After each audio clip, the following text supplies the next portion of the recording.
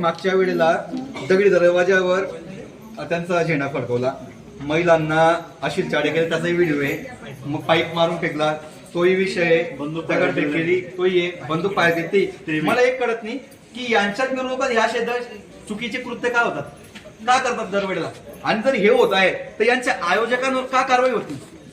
आयोजकांवर तुम्ही जे म्हणतात ना, आयोजकांवर जी कारवाई करायची ती आयोजकांविरुद्धची कारवाई आम्ही त्यांच्या यासाठीच आहे ना पूर्ण हे घेतलेलं आहे. या वेळेला पूर्वी ना जे पंचमंडळाची कमिटी कॉपी यायची त्याच्यामध्ये आम्ही जसं गणपती मंडळाचे आपण फॉर्म घेतो त्या पद्धतीचं त्यांचं पण घेतलेलं आहे. आणि त्यांच्या कोणते कलम लागतील ते पण आम्हाला तुम्ही सांगा. काही ते कठोर कारवाई व्हायला आमचे ते उद्देश शकतो. कठोर कारवाई म्हणजे जे सेक्शन ऍप्लिकेबल होतील तेच ऍप्लिकेबल होतील. आणि त्यांना त्यांच्याकडे उचललंय कारण की कारवाई होतात कागदावरती त्याला उचललंय. जे आयोजक आहेत ना त्यांच्या सामने हे कारवाई कार्यक्रम करतात तरी त्यांना का आणि कागदावर कारवाई होतात त्यांना आता आमच्या मंडळाचे समजा हे अध्यक्ष आहे, आम्ही आमची माझ्या आहेत ना यांच्या पुढे आम्ही काही रिकामे काम करतो. जे सीसीटीव्ही मध्ये जे मिसबिहेवियर करणारे मुलं त्यांच्यावर ती कारवाई होईल. आणि जे अध्यक्ष किंवा इतर मंडळाचे जे लोक आहेत त्यांच्यावर जी लिगल म्हणजे त्या सेक्शननुसार जे सेक्शन ऍप्लिकेबल होतात त्याच्यानुसार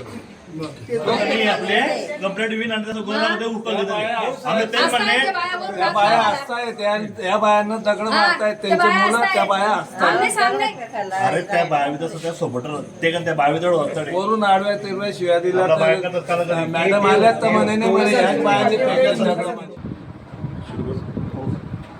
अमळनेर शहरामध्ये आज एक मिरवणूक चालू होते. अंदाजे 4 वाजता मिरवणूक सुरू झालं होतं आणि अंदाजे 6 वाजता गांधलीपुरा चौका हे एरियामध्ये आल्यानंतर काही आपसीत काही गैरसमज, काही अफवा आणि काही कन्फ्युजन झालं. त्याच्यामधून काही तणावपूर्ण वातावरण फक्त 2-4 मिनिटासाठी झालं होतं.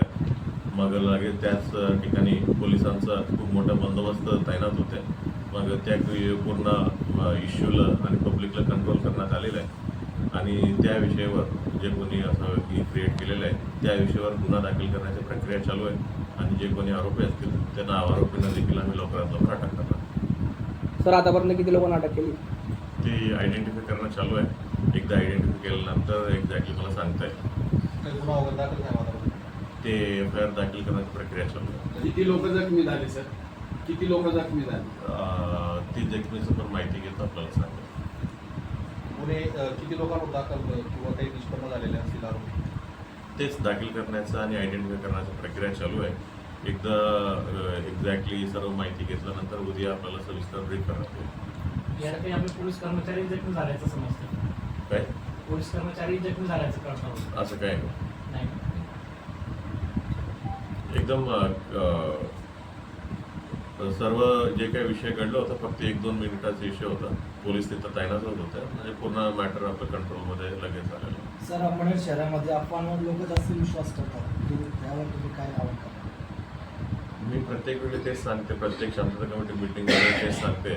म्हणजे प्रत्येकाने शांतता भंगवणाऱ्या असं कोणताही कृती कोणी करू नका, कोणत्याही अफवावर विश्वास करू नका, सोशल मीडियावर कोणताही द्वेषपूर्वक मेसेजेस कोणी करू नका. मिरवणूक म्हणजे कोणी काढलं असेल कोणत्याही समाजाचा मिरवणुका काढतील, सण उत्सव साजरा करत असताना म्हणजे कोणाचं मनोभावना दुखवणार नाही त्याची काळजी घ्या आणि दुसऱ्याला त्रास होणार नाही त्याची काळजी घ्या असं प्रत्येक वेळेला आम्ही सांगतच असतो. तरी देखील काही लोक करतात. असे जे एलिमेंट्स आहेत त्यांना आयडेंटिफाय करून योग्य तो कारवाई करणार आहे. सर मिरवणुकीत टिपू सुलतानचे काही कटआउट दिसले त्याच्यावर, तसे फोटो पण आले त्याविषयी आमच्याकडे. मला यावरूनपर्यंत माझ्यापर्यंत माहिती पोहोचली.